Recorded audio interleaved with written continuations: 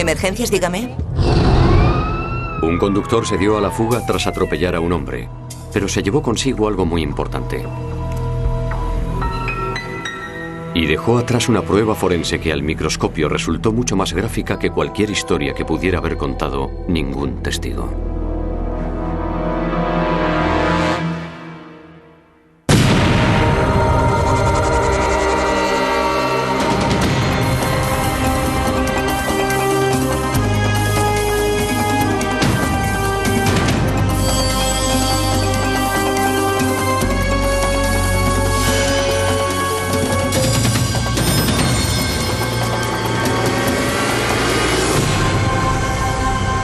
Crímenes imperfectos.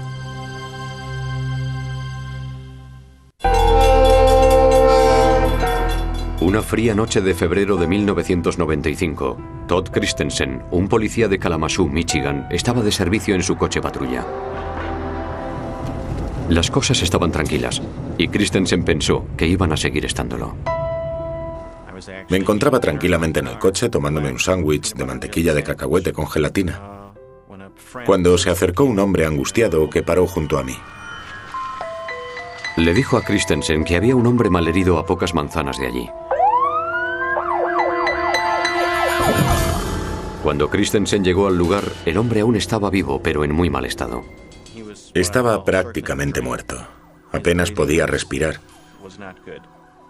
Tenía que hacer un tremendo esfuerzo para inhalar aire. Había recibido un tremendo golpe en la cabeza. Kirk Hudson, de 33 años, la víctima, fue trasladado al hospital de la localidad. Cuando entré en su habitación y le vi con heridas por todo el cuerpo, no me parecía que fuera la misma persona. Fue muy duro. Mi madre, por supuesto, se vino abajo. Era su único hijo. Fue tremendo. Hudson nunca recuperó el conocimiento. Murió antes de que la policía pudiera averiguar lo que había ocurrido. La muerte de mi hermano nos dejó hundidos a todos. Mi madre sufrió una crisis nerviosa. Nos afectó mucho a todos. La muerte de Kirk fue el acto final de una serie de tragedias.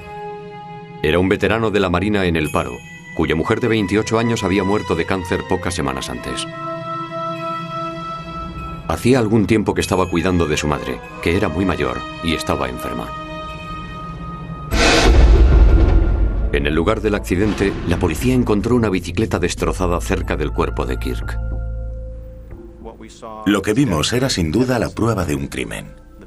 Las piezas de un vehículo, la bicicleta retorcida y el hombre tendido en un charco de sangre llevarían a cualquier investigador razonable a creer que el hombre había sido arrollado por un vehículo y que su conductor se había dado a la fuga. La familia de Kirk dijo a la policía que solía dar paseos en bici por la noche. Yo creo que así era como aliviaba su estrés. En realidad le daba igual la hora que fuera. Era un ave nocturna. Eso era lo que le gustaba, montar en su bicicleta de noche para ir a cualquier parte. Cerca de la bicicleta de Kirk, la policía encontró un reguero de plásticos y cristales rotos, un pequeño espejo, unas lascas de pintura y una antena. Lo primero que me vino a la cabeza fue que el conductor del vehículo evidentemente estaba borracho. Salió de un bar, atropelló a ese hombre, sin darse cuenta o no, y se marchó, porque estaba borracho y no quería que le pillase la policía. El reguero de piezas sueltas del vehículo se dirigía hacia el norte, lo cual indicaba la dirección del conductor. A juzgar por las heridas en la cabeza de Kirk, la policía determinó que el tráfico iba por el lado derecho de la calle, cuando le alcanzaron por detrás. Eso significaba que el coche que se había dado a la fuga tendría daños en la parte delantera derecha. No había pruebas de que el conductor hubiera pisado el freno ni antes ni después de chocar con Kirk.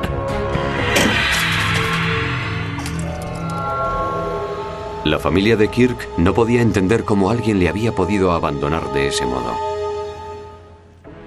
Había sido un accidente. El conductor o la conductora no le había atropellado intencionadamente, solo queríamos que nos dijera: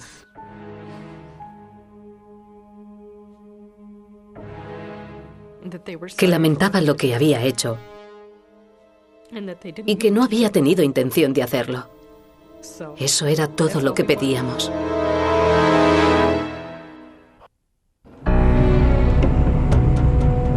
No había ningún testigo del atropello que causó la muerte a Kirk.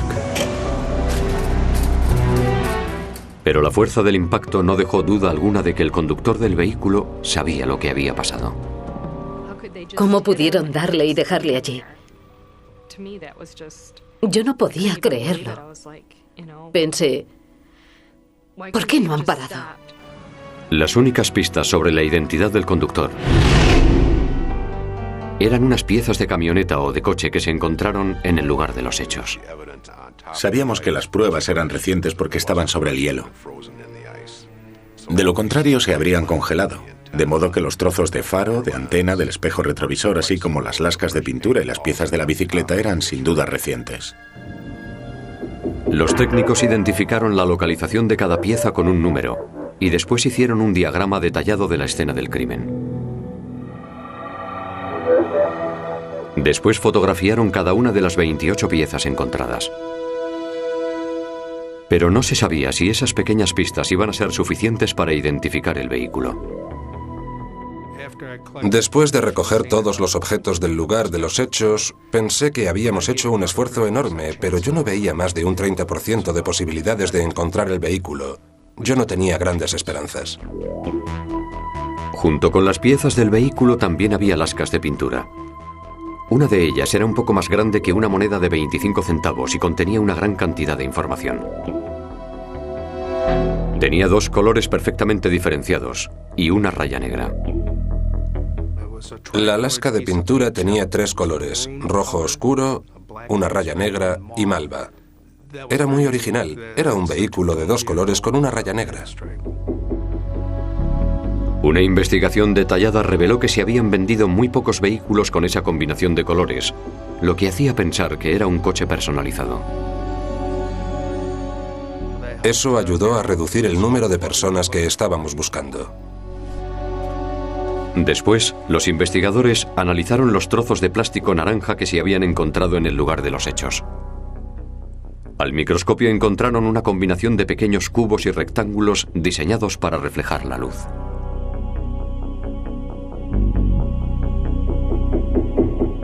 Esto daba a entender que se trataba del piloto de un intermitente o de una luz de posición. Entonces los investigadores cogieron todos los trozos e intentaron ver si encajaban unos con otros. Tienes un trozo que está roto y otro trozo que encaja. O tienes varios trozos dentados que encajan entre sí al microscopio.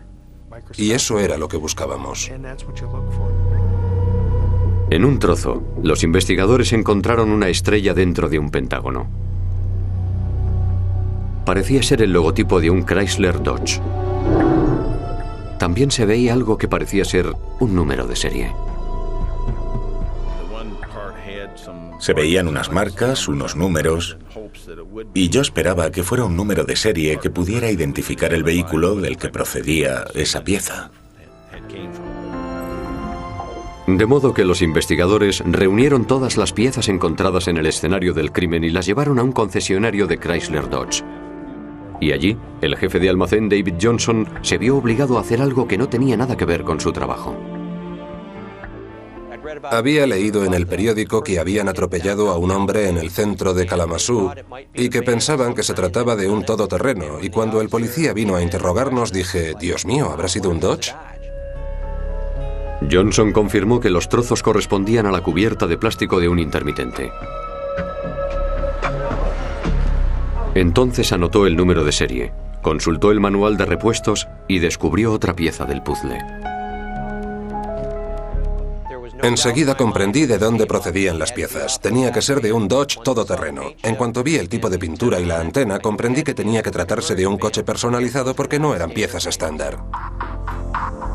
Un vehículo personalizado está adaptado a las especificaciones del propietario. Johnson dijo que los trozos del piloto indicaban que el vehículo era un Dodge Ram, un todoterreno fabricado entre 1986 y 1993. Pero un análisis detallado de un pequeño espejo encontrado en el lugar de los hechos redujo la búsqueda todavía más. Era una pieza de encargo y solo se había fabricado entre 1986 y 1987. La policía ya tenía situados dentro de un espacio de 2 años la marca y el modelo del vehículo que atropelló a Kirk Hudson. Nos corría mucha prisa encontrar el vehículo. El tiempo es decisivo. No conviene que un vehículo así ande por ahí durante un largo periodo de tiempo. Sorprendentemente, tan solo en Kalamazoo había cientos de vehículos que coincidían con la descripción. Y cientos de miles a nivel nacional. El conductor y su todoterreno podían estar en cualquier parte.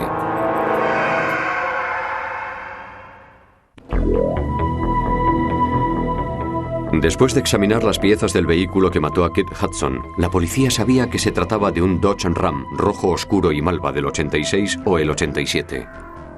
Un todoterreno personalizado con una fina raya negra. La policía tenía una lista de los cientos de personas que habían comprado ese tipo de vehículo. Es como buscar una aguja en un pajar. No es nada fácil. La familia de Kit Hudson fue informada, pero les advirtieron que no albergasen muchas esperanzas. Mi hermano tenía una familia que le quería. Era una buena persona y para nosotros era muy importante conseguir que se hiciera justicia. Se envió a los medios una descripción del todoterreno. Se recibieron algunas llamadas, pero sin ningún resultado. Un día, más o menos un mes después de la muerte de Kit Hudson, la clienta de un bar local empezó a hacer preguntas. Yo estaba tranquilamente sentada y el camarero dijo algo sobre un accidente en el que había muerto un hombre que iba en bicicleta y dije, ¿ah, sí? ¿Cuándo fue? La mujer, que había pedido permanecer en el anonimato, quería saber más detalles sobre el accidente. Cuando le contaron que había tenido lugar a pocas manzanas del bar y leyó la descripción del vehículo que se dio a la fuga, sospechó que conocía la identidad del conductor. Él era el único en todo el barrio que tenía un Dodge de ese color. No recuerdo de qué año, ni si era muy antiguo. Yo solo sabía que el todoterreno tenía que ser el suyo. Llamó a la policía comunicando que sospechaba que el conductor del todoterreno era Jim Northey. Y dijo que ella estuvo con Northey la noche del accidente y que habían estado tomando copas juntos. No tenía ni idea de cuántas copas se había tomado. No seguí la cuenta. Dijo que Northey salió solo del bar en su todoterreno poco antes de producirse el accidente. Northey tenía 46 años y había sido detenido 7 veces por conducir en estado de embriaguez. La oficina de tráfico confirmó que tenía un Dodge Ram de 1987, del mismo color que el del accidente. Pero cuando la policía descubrió dónde trabajaba Northey, empezaron a dudar si llegarían a resolver el caso. Trabajaba en una planta de reciclaje y desguace de coches. Pensamos que el todoterreno ya habría sido desguazado y estaría seguramente convertido en 1000 pedazos. La policía fue inmediatamente a la casa de Northey y encontraron que las ventanas de su garaje estaban tapadas con toallas y bolsas de plástico. Nadie podía ver el interior, cosa rara en un garaje. Pero eso despertó aún más mi interés. Cuando le interrogaron, Jim Northey negó tener cualquier relación con el accidente mortal, pero sí dijo que su mujer se había dado un pequeño golpe con el todoterreno unas semanas antes.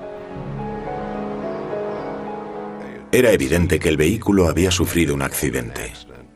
El piloto delantero derecho era nuevo y estaba colgando de un cable. Pero la policía no podía decir con certeza si los daños se habían producido en el accidente mortal o en el otro pequeño incidente al que se había referido Northey. Entonces, casi por casualidad, la policía dio con una pista importante.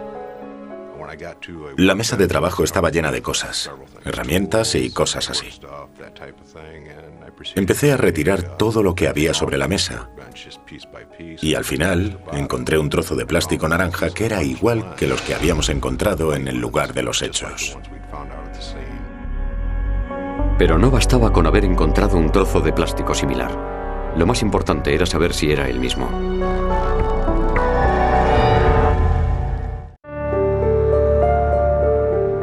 Aunque Jim Northey había negado haber atropellado a Kirk Hudson con su todoterreno, la policía le confiscó el vehículo, al que le hicieron una serie de pruebas. Lo primero que hicimos fue procesar el vehículo con luminol. Buscábamos restos de sangre. Después examinamos detenidamente el vehículo en busca de cabellos o fibras que pudieran proceder de la víctima. Pero ya había pasado un mes desde la muerte de Kirk Hudson y no había aparecido ningún vínculo biológico entre el vehículo de Northey y la escena del crimen. De modo que la policía decidió concentrarse en pruebas más duraderas: el plástico y la pintura del vehículo del sospechoso. Se hizo un estudio comparativo entre la muestra de pintura del todoterreno de Northey y las lascas de pintura encontradas en la escena del crimen. Los colores y la composición química de las muestras eran idénticas. El Laboratorio Estatal de Criminología encontró una coincidencia perfecta entre la pintura del vehículo y las lascas que habíamos encontrado nosotros. Después, los investigadores examinaron el pequeño trozo de plástico hallado en el garaje de Northey. Como si estuvieran haciendo un puzzle, intentaron encajar el trozo de plástico en el piloto parcialmente reconstruido que tenían. Por suerte, el trozo encajaba. Cuando se rompe un piloto, los trozos nunca vuelven a romperse de la misma forma. Así que, en realidad, aquello equivalía a haber encontrado una huella dactilar, no cabía duda. Ese pequeño trozo de plástico reveló algo trascendental. Era la prueba de que Jim Northey había retirado los trozos rotos del piloto, los había dejado sobre la mesa del garaje, y cuando fue a tirarlos, sin darse cuenta, dejó un trocito pequeño que coincidía con los demás trozos encontrados en el lugar del crimen.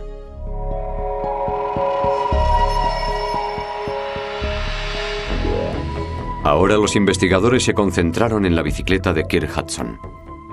La pusieron junto al todoterreno del sospechoso con el fin de encontrar el punto de contacto.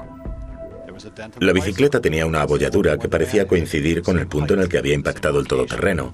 Estaba a la misma altura y en el mismo lugar, en el lado del copiloto. Todas las piezas del puzzle encajaban a la perfección. Vi que el impacto de la bicicleta coincidía con el del todoterreno. El piloto estaba a la misma altura que el sillín de la bicicleta. El color del todoterreno coincidía con la lasca encontrada. La antena... Tuve la enorme satisfacción de haber hecho un buen trabajo. Habíamos localizado el vehículo. Basándose en las pruebas forenses, Jim Northey fue acusado de haber abandonado el lugar de un accidente con resultado de muerte. Fue estupendo conocer el nombre de la persona. Eso era importante. No que le conociéramos, sino saber quién era. Eso podía ayudarnos a poner fin al asunto. La fiscalía ofreció a Northey la posibilidad de declararse culpable de un delito menor a cambio de una reducción de sentencia, pero la rechazó. La defensa sostenía que esos pequeños trozos de plástico y lascas de pintura reunidos por los técnicos forenses no serían prueba suficiente para convencer a un jurado. Pero se encontraron con un grave obstáculo. Como nadie había visto a Northey al volante, la única prueba física que tenían era la presencia del todoterreno en el lugar de los hechos. No había testigos. Y cuando no hay testigos, resulta muy difícil tomar una decisión hasta que no se presentan todas las pruebas. Los trozos de plástico del piloto que usted recogió en la escena del crimen... En el juicio, los fiscales pasaron horas explicando al jurado cómo encajaban perfectamente los trozos de plástico y las lascas de pintura. Al final, se demostró que Kirk Hudson había sido atropellado y abandonado a su suerte. Las pruebas científicas siempre impresionan. A los jurados les encantan las pruebas científicas. Ven CSI, ven este programa. Este es uno de los pocos casos en que realmente tuvimos muchas pruebas científicas. Tenía que ser más que una coincidencia el que allí hubiera un trozo de plástico, unas lascas de pintura o unos fragmentos de cristales. Y cuando los mostraron a pantalla completa, se vio que coincidían perfectamente. Y resultó muy convincente para el jurado. Todos estos puntos que están marcados aquí son pruebas. Tras un juicio de 3 días y tan solo 4 horas de deliberaciones, el jurado declaró a Northey culpable. El jurado le situó al volante más allá de toda duda razonable y ahí se acabó la historia. Fue sentenciado a 4 años de prisión. La familia de Kirk Hudson sigue afligida, pero agradece que el asesino, sin saberlo, dejara la información que llevó a su captura. Todas esas piezas se convirtieron en una sola que resolvió el caso. Puede que si esto hubiera ocurrido hace 20 años no se hubiese resuelto. Fue necesario unir todas esas pequeñas piezas para resolverlo, así que estamos muy agradecidos. Las pruebas son fundamentales en cualquier proceso criminal. Puedes decirle al acusado, se saltó un semáforo en rojo, y él te dice, no es verdad, y tú le dices, tengo sus huellas dactilares. No hay discusión, es una prueba. Otra moraleja de esta historia es que el esfuerzo policial en la investigación, la paciencia y la determinación pueden llevar ante la justicia a personas que de otro modo habrían escapado.